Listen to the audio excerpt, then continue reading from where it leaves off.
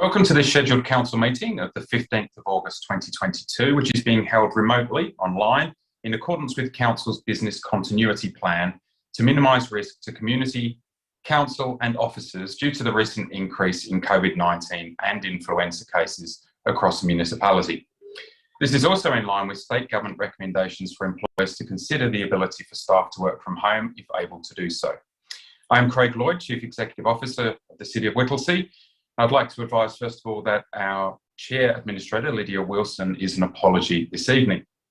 As the first item of business, I would like to ask for a motion for a chair for tonight's council meeting. Mr CEO, I move a motion for Administrator Eddy to chair tonight's council meeting. Thank you, Administrator Duncan. Administrator Eddy, do you wish to second that motion? Yes, seconded. Thank you. I'll put the matter to a vote. Those in favour? I'll hand over to our Chair, Administrator Eddy. Thank you. Thank you very much, Mr. Lloyd. Good evening, everyone. I would like to formally introduce my colleague, Administrator Peter Duncan. Good evening, Administrator Duncan. Good evening, everyone. And Mr. Lloyd, if I could ask you to please introduce the council officers in attendance this evening. Yes, thank you, Chair. So I'd introduce Director of Community Wellbeing, Ms. Kate McCackey, Director of Planning and Development, Mr. Justin O'Mara, Director of Customer and Corporate Services, Ms. Sarah Renner, Director of Infrastructure and Environment, Ms. Debbie Wood, Executive Manager, Governance and Strategy, Mr. Frank Joyce, and we also have Executive Manager, Public Affairs, Ms. Janine Morgan. Almighty God, we ask for your blessing upon this council to make informed and good decisions to benefit the people of the city of Whittlesea. Our Father who art in heaven, hallowed be thy name. Thy kingdom come, thy will be done in earth as it is in heaven. Give us this day our daily bread and forgive us our trespasses, as we forgive them that trespass against us. And lead us not into temptation, but deliver us from evil. For thine is the kingdom, the power and the glory forever and ever. Amen. Thank you, Chair. Thank you very much, Mr. CEO. On behalf of the City of Whittlesea, I would like to recognise the rich Aboriginal heritage of this country and acknowledge the Wurundjeri Willem clan as the traditional owners of this place. Before we get into the business on the agenda this evening, we would like to take a moment to acknowledge the life of an extraordinary local volunteer, Laurie Mcquade, who passed away very recently. Our thoughts go out to Laurie's family and many friends and colleagues who will miss his leadership and wisdom. I'd like to tell you a little bit about his contribution to community life. As the commander of the Diamond Valley St John's, Laurie trained and mentored at St John's Ambulance First Aid for over 35 years.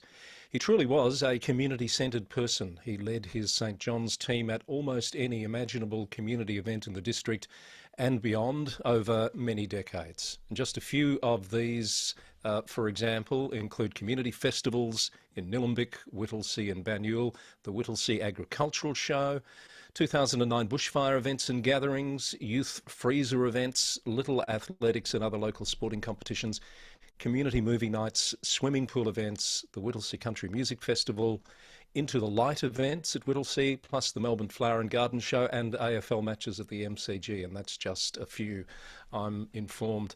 Laurie was held in high regard by many of our staff and by community members. One of our staff members recently reflected that Laurie was always smiling, always gentle, always chatty, always knowledgeable and sure in his actions, always commanding in an emergency. Our community was indeed the better for his contribution. And so we say Vale, Laurie, and a huge thank you for your legacy of service. The next order of business is to note who is present, and I note that Administrator Peter Duncan is present, and reiterate that the Chair of Council, Ms. Lydia Wilson, is an apology for tonight's meeting. Declarations of conflict of interest. Administrator Duncan, if you have a conflict of interest in any item on the notice paper, you may verbally disclose the type and nature of the interest now, but you must make a declaration immediately before consideration of the matter in question. That, of course, applies to myself as well. Are there any items for which you have a conflict of interest to declare this evening? No, there isn't, Administrator Eddie. And nor do I. Thank you, Administrator Duncan. The confirmation of minutes from the previous meeting, which was the scheduled meeting of Council held on the 18th of July. I seek a motion to confirm the minutes of that meeting. Happy to move that. Thank you, and I will second and put that to a vote in favour of confirming the minutes. The motion is carried. Thank you. Public question time is item 4.1 on the agenda. I note that we do have one public question from Mr. Sean McDonough, and the question relates to restriction of gambling harm. Mr. McDonough, I should say, requests what is the City of Whittlesea doing to restrict gambling harm. The City of Whittlesea is ranked 6th highest in Victoria for gambling losses. I'll ask Mr. Lloyd to provide a response to Mr. McDonough's question, and note that a written copy of this response will be sent to Mr. McDonough. Mr. Lloyd. Thank you, Chair. Council is concerned with the latest figures from the Victorian Gambling and Casino Control Commission, which showed an increase in gambling losses in the municipality. Coupled with the recent and ongoing increase in the cost of living, gambling losses add to the increased financial pressure and stress on households and families. The number of gaming machines in the city is regulated by the Victorian government.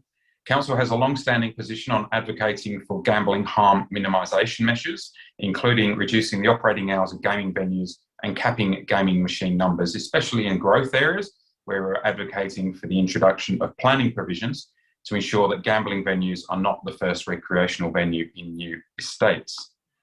The City of Whittlesea recently completed a gambling and young people project to understand more about why young people gamble and to co-design gambling harm minimisation strategies.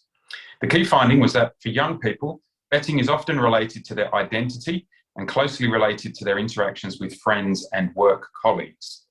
Council, in partnership with local young people, co-designed and customised a social media campaign which reached over 100,000 people to challenge this narrative and to highlight the harms associated with gambling. Council is a founding member of the Alliance for Gambling Reform, a national organisation that advocates for gambling harm minimisation measures to be put in place, and we will continue to support advocacy measures and practical approaches for gaming harm minimisation. We're also advocating to the state government to extend library operating hours as an alternative for community members who are at risk of social isolation, gambling harm and family violence. And this follows on from the successful Libraries After Dark programme. Thank you, Chair. Thank you, Mr. Lloyd, for that response. Can I just check that we do not have any more public question time submissions this evening? No? That's correct, Chair. 4.2 on the agenda is petitions. We have no petitions. 4.3 is joint letters. We do have a joint letter. Mr. Lloyd, could you please give us a sense of the substance of that joint letter from 11 residents requesting an upgrade to Milky Lane in Whittlesea? Yes, thank you, Chair. So as you said, received a letter from 11 residents about Milky Lane. It's also known as Wildwood Road in Whittlesea. Residents might know that. They're calling on some work to be done to deal with congestion through that area. People are cutting through that though due to some recent other construction works, and there's some visibility issues as well, narrow roads and the like. So the request is for Council to conduct some work in that area. Thank you, Mr. Lloyd. Administrator Duncan, do you have any questions about this joint letter? No, I don't. Thanks, Administrator Eddie. Nor do I. So I'm happy to move that the Council receive the joint letter from 11 residents requesting to upgrade Milky Lane, also known as Wildwood Road, Whittlesea, and that a final report will be presented to Council at its meeting of the 21st of November 2022. Do I have a seconder? Yes, Administrator Eddie, happy to second. Thank you. I have no need to speak to the motion. Do you, Administrator Duncan? No. In which case, I'll put that to the vote. All those in favour? It is carried. Thank you. We will now work through the agenda, and first up is item 5.2.1, which is a proposed planning scheme amendment for the rezoning of Mernda Regional Recreation Reserve and a request for authorisation. And I call on the Director of Planning and Development, Mr. Justin O'Mara, to introduce this item. Thank you, Chair. And I've got two officers to introduce tonight. First of all, I'd like to introduce Kaysara Mohammed Iqbal, Strategic Planner, and also Liam Wilkinson, Unit Manager, Strategic Planning. Kaysara is going to provide a brief overview of the report and a summary of the recommendation. Thank you, Kaysara. All right. This report recommends the commencement of a planning scheme amendment to rezone land at the Mernda Regional Recreation Reserve. The proposed amendment will rezone the land to a public park recreation zone, which will support the intended use of the land as a regional recreation reserve.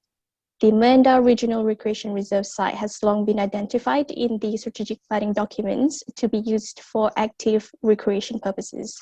However, the site is currently zoned General Residential Zone, which was the zone applied to the entire area when it was initially developed. The Public Park and Recreation Zone is considered the most appropriate zone to reflect the proposed use of the land. The zone will support the development of the Mernda Regional Sports and Aquatic Facility Project, and also to streamline future planning proposals and approvals, The amendment also proposes to adjust the heritage controls which apply to Preston Hall, which is a heritage building on the site. This will provide greater flexibility in respect to options for its future use, which is not known at this stage. It is also recommended that Council resolve to commence the planning scheme amendment process and request that the Minister for Planning authorise Council to prepare the amendment and then exhibit it to affected stakeholders. Thank you. Thank you very much, Ms. Kaysara Mohammed. Administrator Duncan, do you have any questions in relation to this item? No, I don't, Chair. I think we've been extremely well briefed across this matter and where the Aquatic Centre and Wellbeing Centre will be. So I've got no questions. Thank you, Administrator. My only question would be to perhaps Mr. O'Mara. The request for authorisation by the Minister, this is a fairly procedural step. We don't anticipate any issues with that process, correct? Thank you, Chair, for that question. Yes, we don't anticipate any issues because, as outlined in the report, the use of this site as a regional recreation reserve has been long known. It was part of the original Mernda regional strategy plan that the then Minister for Planning approved. So it's consistent with that strategic intent. Thank you, Mr. O'Mara. Do I have a mover for this item? Happy to move this one, Chair. Thank you, Administrator Duncan, and I will second that. Do you wish to speak to the motion? No, just to say thank you to Kaysara for a very good overview of what's happening here. And as I said, we've been so well briefed on this massive project for the municipality. But thank you for explaining that to all of our residents who are watching tonight. Thank you, Administrator Duncan, and I'll just reiterate Mr. O'Mara's comments that this is largely procedural in nature, and this use of the land has been contemplated and planned for quite some period of time, and it's a very exciting step that we're going through to further that aim. So with that, I'll put the item to the vote. All those in favour? Almost forgot to vote myself. Thank you, Administrator Duncan. That is carried. You'll notice I'm not asking who's against because there's only the two of us. Thank you, Administrator Duncan. On to item 5.3.1, highlights and review of the first year of the Business Advisory Panel. Mr. O'Mara, you're up again to please introduce this item. And you're on. Thank you, Chair. I would like to introduce Craig Emerson, Senior Business Engagement Officer, who will provide a brief overview of this report and recommendation. Thank you, Craig. Thanks, Justin. So it was a key action from Council's Investment Attraction Plan 2021-2026. The City of Whittlesea Business Advisory Panel was launched and endorsed last year with the goal of providing insight and feedback on the local economic outlook to Council.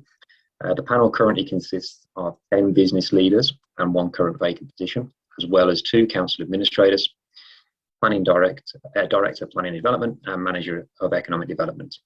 Over the past year, the panel has met 5 times through a combination of online, hybrid, and face-to-face meetings.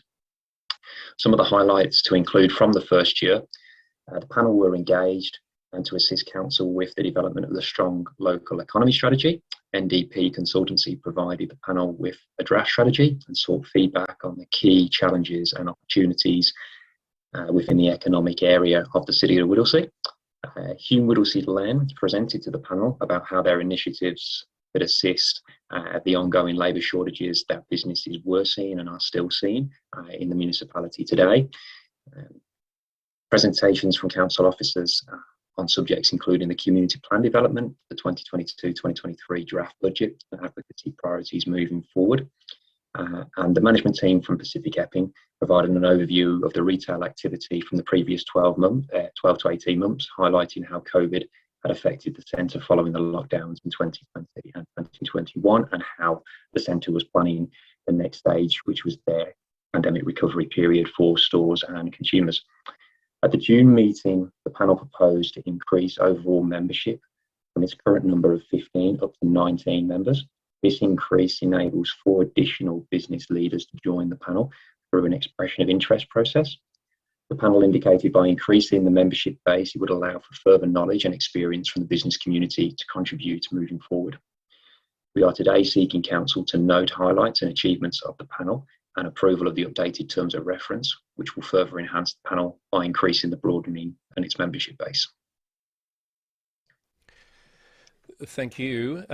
Administrator Duncan, do you have any questions in relation to this item? No, I don't. Thank you. Nor do I. Therefore, I will move, if you're happy for me to move, the recommendation that Council note the highlights and achievements of the Business Advisory Panel and to approve the updated terms of reference as shown in Attachment 1. Do I have a seconder? Yes, Chair, happy to second. Thank you, Administrator Duncan. I'll just say a couple of words. As one of the 2 administrators on the Business Advisory Panel, it has been my pleasure to participate in most of those meetings during the last 12 months, and I would certainly support the comments made to date about the effectiveness and the input that the panel has provided.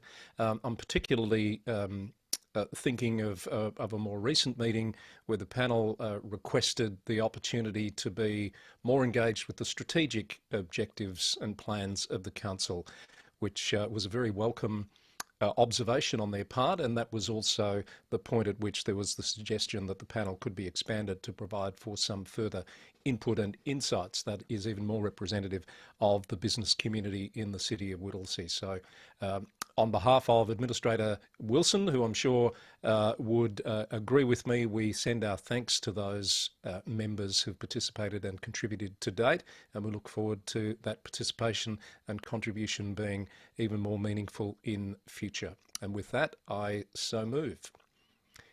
Administrator Duncan, do you wish to speak to this item? Yes, please, Chair. I obviously had the pleasure last week to attend a business advisory meeting as a guest, and I was at the Melbourne market, so thank you to them for hosting that meeting. And I was just really impressed with how engaged everyone on the advisory panel are and the interest they have in making our city better and more vibrant than it already is. And not only that, in ways that they can also add to our environmental sustainability targets as well. And I think expanding out that panel with other members that are equally as keen and engaged in what we're trying to do in the City of Whittlesea will just do nothing more than add a lot more value. Not that it's not valuable now, but more is better sometimes in these ways. But I just want to thank everyone that was there for having me. And I'm really, really impressed in what's been achieved to date. And it's been a great initiative by council officers. So congratulations to our team as well for developing this panel. Well done. Thank you, Ms. Duncan. Here. I'll put the item to a vote. All those in favour? And that motion is carried. Thank you. Moving on to item 5.5.1, which is contract 2019-71, temporary agency staff management. And to present this item, I call on the Director of Customer and Corporate Services, and welcome Ms. Sarah Renner. Thank you, Chair. I would also like to introduce Sharon Durantini, Manager People and Culture, and Dario Chikala, Unit Manager Human Resources. So we present this paper as read, and note we request councillors to approve a variation of $440,000 and approve an extension of the contract end date to the 31st of October 2023, and note the funding arrangements later in the confidential attachment. Thank you. Thank you, Ms. Renner. I might start with a question, and that is just to confirm that this is the final extension of an existing contract, correct? That's correct. And therefore it is within our budgeted expenditure that we go down this path? That's correct. It is within budget as approved at the start of the financial year. Thank you. Ms. Duncan, do you have any questions? No, Chair, fairly straightforward, this one. In that case, we have a recommendation in front of us. Would you care to move? Happy to move that. And I will second. Thank you. Do you wish to speak to the motion? No, thank you. Nor do I. Thank you very much, Ms. Duncan, and thank you to the officers for presenting this item. So I'll put it to a vote. All those in favour? That motion is carried. Thank you. Next on our agenda is item 5.5.2, instrument of appointment and authorisation under the Planning and Environment Act, a necessary step to ensure that we are compliant with legislation in our operations. And to speak to this is the Executive Manager of Governance and Strategy. Good evening, Mr. Frank Joyce. Thank you, Chair. So, as mentioned, the Planning and Environment Act requires a council appoint authorised officers to exercise their powers under the Act. So this appointment enables the relevant officers working within planning and sustainable environment teams to effectively perform their duties, including enforcing and implementing the planning scheme, entering land and bringing a planning or environment matter to court if it's required. So the recommendation is that Council 1 appoint council officers in the attached instrument as authorised officers under Section 147(4) of the Planning and Environment Act 1987 and Section 313 of the Local Government Act 2020, and to have the instrument come into effect when it is executed and remain in force until Council decides to vary or revoke it. Thank you, Mr. Joyce. Very procedural in nature, this item. Administrator Duncan, do you have any questions? No, it's procedural, as you said. Nor do I, in which case, if you're happy, I will move the officer recommendation for item 5.52. Do I have a seconder? Yes, Chair. Thank you. I don't wish to speak to this. Do you, Administrator Duncan? I wouldn't have thought so, Chair. Okay, we're rattling through this agenda. I will put the item to a vote. All those in favour? And that motion is carried. Thank you, Mr. Joyce. Don't go anywhere though, because the next item is yours as well. Item 5.5.3, which is an update to our council meeting schedule. We might have a slightly streamlined meeting this evening, but I think we're going to be working overtime in future if this gets passed. Mr. Joyce. Thank you, Chair. So as per the decision for today's meeting to be moved online, the current state government advice is for employers to consider working from home. And due to the recent increase in COVID-19 and influenza cases across the municipality, a decision has been made in line with Council's business continuity plan to recommend all meetings move to be online until the 30th of September 2022. This will reduce the risk to community, council and staff, and also reduce the risk of service interruption. It will impact the currently scheduled council meeting for the 19th of September, which was going to be held at the Gallagher Community Centre in Epping. There's also a number of key strategic documents and plans that Council would like to consider prior to endorsing them for community consultation, and so an additional council meeting is also being recommended. So I'm pleased to recommend that Council confirms the following council meetings. Firstly, an additional council meeting on the 5th of September 2022 to be held remotely online at 4 p.m. to consider some key strategies and action plans as outlined in the report and recommendation. And secondly, that a scheduled council meeting is held remotely online on the 19th of September 2022 at 6:30 p.m. and that will replace the currently scheduled one for the Gallagher Community Centre in Epping at 7:30 p.m. Thank you, Mr. Joyce. Administrator Duncan, do you have any questions? Just Mr. Joyce, I assume that we will pick up once we've got more surety around what's happening in terms of online versus in person. We will pick up down the track with council officers about our community based meetings.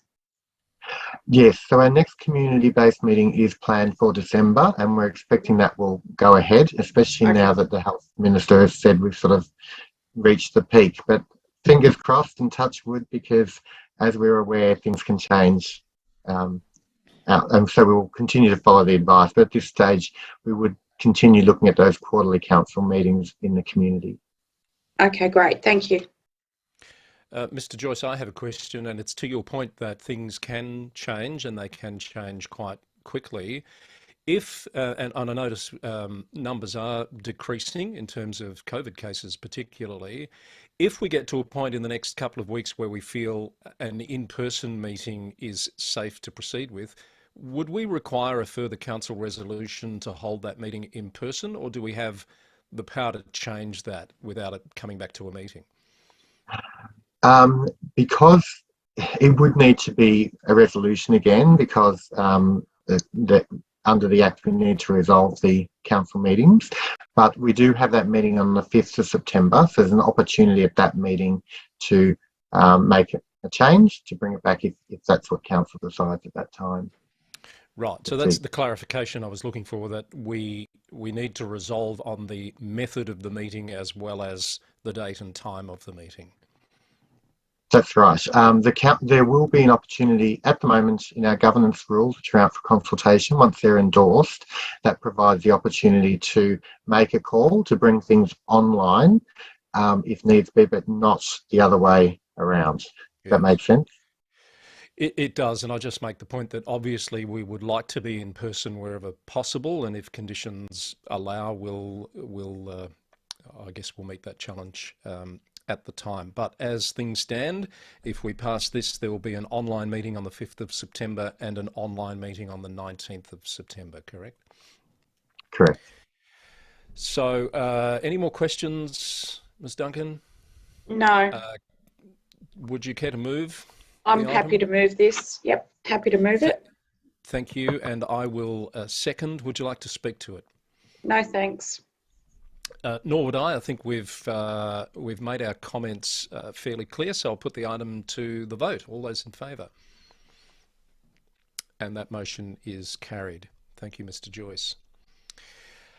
We're up to item 6, which is notices of motion, and I note that there are none.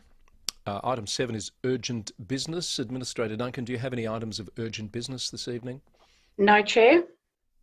Thank you. So that brings us to item 8, which is reports from council representatives and the CEO. And I might ask you, Councillor Duncan, to go first with your report, if you would like. Thank you, Chair. I attended with the CEO and other council officers the community tree planting in Wollert, which was the Love Where You Live campaign. And it was very, very windy, but a great day and lots of trees being planted. I think when I left to head back to council offices, there was something like 1,000 trees already planted. So great initiative from the council officers, and the community absolutely enjoyed themselves. And we were joined by the member Bronwyn Halfpenny for Thomastown. So that was a really good initiative. I then whizzed back to the Council Civic Centre to do the third of the citizenships for that day, of 130 conferees, and that was again a great afternoon and all those happy faces. Then we did, yourself and I, Chair, did Coffee with Council at Degani in Mill Park at Westfield, and we were flat out, and it was so great to have so many of the community come and chat to us. So thank you to all of those people that took the time and effort to come and speak to us. And then I obviously just spoke prior to the fact that I sat in on the business advisory panel due to apologies from the delegated council representatives, and that was a great opportunity for me to see what's been happening in that space, as yourself and Lydia are sitting on that panel. But well done to all of the team again at the council for getting that panel up and running, and thank you to everyone on the business advisory panel that allowed me to sit in. It was a great, very good meeting. And that's about it from me. Thank you, Administrator Duncan, and thank you for sitting in on that business advisory panel for us. Most of my activities are the same as you've outlined, with the citizenship ceremonies on the 30th of July. We had 3 that day, and I ran the first 2, and we had Federal Minister Andrew Giles at the first session and State Minister Lily D'Ambrosio at the second session, which was terrific to have them present for 2 lots of 130 conferees, which was just terrific to see. Coffee with Council, I agree, at Mill Park was very busy and very welcome to have so many people come along and talk to us. And there was a terrific vibe, I think, from the people that came along to meet with us that day, as there generally is. The other thing I've been involved with as the Council's delegate to the Northern Alliance for Greenhouse Action, a couple of meetings since we last spoke, the Governance Working Group Subcommittee, on which I'm a member, and we worked through some adjustments to the terms of reference to allow for some more streamlined decision-making processes, which were ultimately endorsed by the full executive of NAGA at a meeting that was held this morning. And one of the key things we heard about this morning was a presentation from a councillor from the city of Yarra about a participatory democracy study tour that she had done in Europe, and I'll be happy to pass on some information to officers if they'd like to see some of that detail, which was very interesting indeed. So that's all I have to share in the reports from council representatives. So I will now hand over to the CEO, Mr. Craig Lloyd, for his update. Mr. Lloyd. Thank you, Chair. I've got a bit of a list, but I'll scoot through them reasonably quickly. So City of Whittlesea residents would have started to receive their new purple lidded bins in readiness for the new glass recycling service, which is due to begin later this year. We're delivering close to 90,000 bins in line with the Victorian government's requirement of a standardised 4-bin waste and recycling system for all councils. We have until 2027 to deliver that. However, as we're committed to a more sustainable future and improving our recycling services, we're one of the first councils to roll this out. Bins are being delivered across August and September, and it is fine for residents to start putting glass in those bins, and they will receive some individual correspondence shortly for their commencement dates.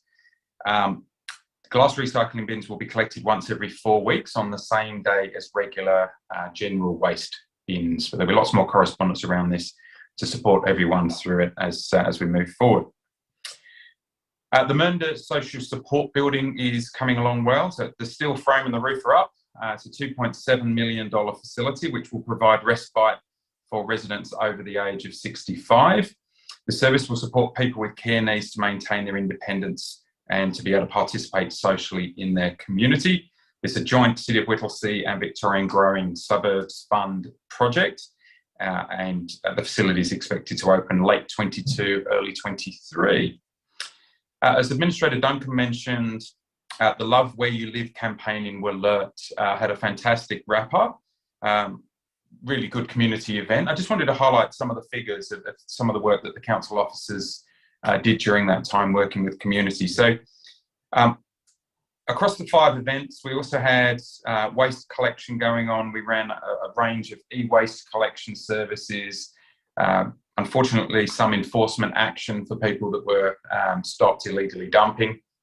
But we collected more than 26 cubic metres of e-waste, 58 cubic metres of cardboard, 20 cubic metres of soft plastics, 40 cubic metres of polystyrene, and 1,200 trees in total were planted.